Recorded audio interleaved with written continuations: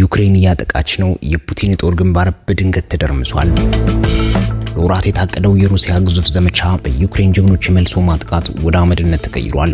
የክሬምሊን የጥበቃ ቀጠና ህልም አክትሞለታል። የቪክቶሪ በር አሁን በፑቲን ፊት ተዘግቷል። ካርኪቭ ለፑቲን እጅግ አስፈላጊ የሆነ የጦር ስትራቴጂያዊ ቦታ ነው። ይህች ከተማ ሁሌም ቢሆን በቭላዲሚር ፑቲን የጥቃት ዝርዝር ውስጥ ቀዳሚዋ ነች። ከሩሲያ ድንበር 30 ኪሎ ሜትር ብቻ ርቀት ላይ የምትገኝ ለክሬምሊን ክብር የምታጎናጽፍ ከተማ ዛሬ በሰሜን ምስራቅ የዩክሬን ግንባር ለፑቲን መርዶ የሚመስል ወታደራዊ ሽግግር ተመዝግቧል። ሩሲያ ወደ ካርኪቭ መገስገሷ ቀርቶ ዩክሬን የፑቲንን ምኞት አንድ በአንድ እንዴት እያከሸፈች እንደሆነና የሩሲያን ጦር ወደ ድንበሩ ጠርጋ እያስወጣች ጨርሶ የክሬምሊንን እቅድ ወረቀት ላይ ተስፋ ሆኖ እንዲቀር አድርጋለች። ለወራት ያክል የክሬምሊን የ2026 የበጋ ዘመቻ ማዕከል ያደረገው አንድ ኢላማ ነበር፣ ቡቻንስክን መቆጣጠር። ይህች ከተማ ከተያዘች ሩሲያ በካርኪቭ ላይ የማያቋርጥ የመድፍ ሩምታ ለመክፈት የምትችልበት ምቹ ሁኔታ እንደምታገኝ ተስፋ ነበራት። ይህን ለማሳካት ሞስኮ ግዙፍ ጦር አሰማርታ ነበር።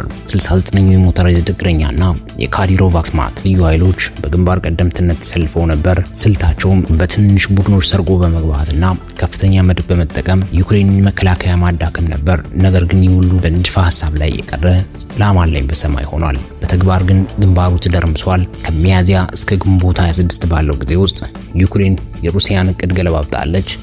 የዩክሬን ብሔራዊ ዘበኛ 23ኛው የአጥቂ ሻለቃ በፈራረሱ ከተሞችና በፈንጂ በተሞሉ መንገዶች ውስጥ አልፎ ድንገተኛ ጥቃት ሰነዘረ።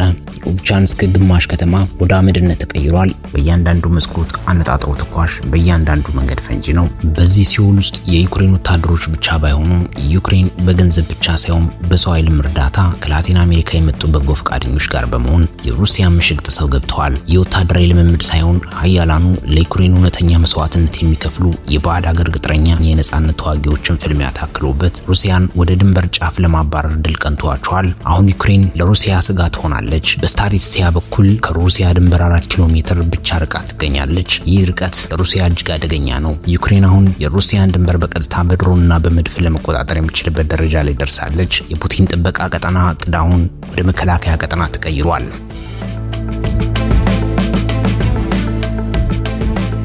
ተመልካቾቻችን ኢንቶኒ ሚዲያን ሰብስክራይብ በማድረግ አጋርነታችሁን እንድታሳዩን በአክብሮት እንጠይቃለን። በዚህ ቪዲዮ ላይ ያላችሁን አስተያየት ኮሜንት መስጫው ላይ አካፍሉን። ወደ ዘገባው እንመለሳለን። አሁን ማሪዮፖል ላይ አደጋ እያንዣበበ ይገኛል። ከግንባር በስተጀርባ 160 ኪሎ ሜትር ርቀት ላይ በሩሲያ ቁጥጥር ስር ባለችው ማሪዮፖል የዩክሬን ድሮኖች አውራ ጎዳናዎች ላይ የተዘዋወሩ የሩሲያ ወታደራዊ ኮንቮዮችን ጥቃት ለማድረስ ችለዋል። ይህ ለሞስኮ ማሪዮፖል ኃያልነቷን ምልክት ላደረገቻት ሩሲያ ከባድ ዱብዳ ነው። እነዚህ ትንኝ የሚያካክሉ ድሮኖች ግዙፏን ሩሲያ አንድ ባንድ እያደሟት ይገኛሉ። የሩሲያ ስንቅና ትጥቅ አቀባይ ወታደራዊ አሽከርካሪዎችም በእነዚህ በራሪ አጥፊዎች የተነሳ በጭንቀትና በፍርሃት ውስጥ ናቸው። ስንቁንም ትጥቁንም የሚያደርሰው ከድሮኖች ባመለጡ መኪኖች ነው። ይኸውም ትጥቁም ስንቁም ዘግይቶ ነው የሚደርስላቸው።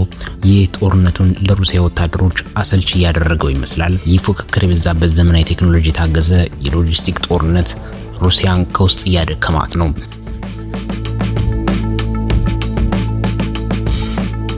ዩክሬን ጦርነቱን በሰው ኃይል ብቻ ሳይሆን በቴክኖሎጂም እየመራች ነው። ሩሲያ ብዛት ያላቸው ድሮኖች በኤሌክትሮኒክስ መቃወሚያ ከጥቅም ውጭ ቢያደርጉባትም ዩክሬን አሁን በፋይበር ኦፕቲክ የሚመሩና ለሩሲያ የኤሌክትሮኒክስ መቃወሚያዎች የማይበገሩ ድሮኖች የተጠቀመች ነው። በ2026 መጀመሪያ ሩብ ዓመት ብቻ ከ24000 በላይ የሮቦት ተልእኮዎችን አከናውነዋል። የሰው ማዕበሉ በጦርነቱ ያለቀባት ዩክሬን አሁን ድሮን በማሰለፍ የዘመናዊ ጦርነት ታሪክ እየቀየረች ነው። ሩሲያ የመጨረሻ ካርዷን እየተጠቀመች ነው። የክሬምሊን ባለስልጣናት አጣብቂኝ ውስጥ ያሉ ይመስላሉ። በአንድ በኩል ተጨማሪ ወታደሮችን በመልመል በሀገር ውስጥ ከፍተኛ አመጽ ሊቀሰቀስባቸው ይችላል። በሌላ በኩል ደግሞ የኤነርጂ ጦርነትና የኒውክሌር ዛቻ ከዓለም አቀፉ ማህበረሰብ የሚመጣውን ጫና ይበልጥ ያባብሰዋል። ሁሉም የፑቲን ካርዶች አሁን ዋጋ እያጡ ነው። ኦቭቻንስክ ለቭላዲሚር ፑቲን በካርታ ላይ የምታርፍ ተራ መንደር አይደለችም። ይልቁንም የካርኪቭን አንገት ለመቅጠፍ የተሰቀለች የክሬምሊን ወታደራዊ ቢላዋ ነበረች። ይህች ከተማ ለፑቲን የክብር መዳረሻ፣ ለካዲሮቭ የድል ቃል ኪዳንና ለሩሲያ ብሔርተኞች ደግሞ የኢምፓየር ግንባታ መግቢያ በር ነበረች። ነገር ግን ያ የድል ፍሬ ዛሬ በፑቲን ፊት ላይ በኃይል ተዘግቷል። ይህ ጥቃት አሁን የክሬምሊን ሽንፈት ምስክሮች ሆነዋል። ሞስኮ በፕሮፓጋንዳ ብዕሯ ካርታውን በፈለገችው አቅጣጫ በትስለውም በግንባሩ ላይ ያለው እውነት ግን የጭስና የብረት ጩኸት ነው። የሩሲያ ጦር ወደ ኋላ እየተገፋ ምሽጎቹ ከተሞቹም ወደ መቃብርነት እየተቀየሩ ነው። ቮቭቻንስክ ዛሬ ለዩክሬን የጥንካሬ ምልክት፣ ለፑቲን ደግሞ በገዛ እጁ የቆለፈው የውርደት በር ሆናለች።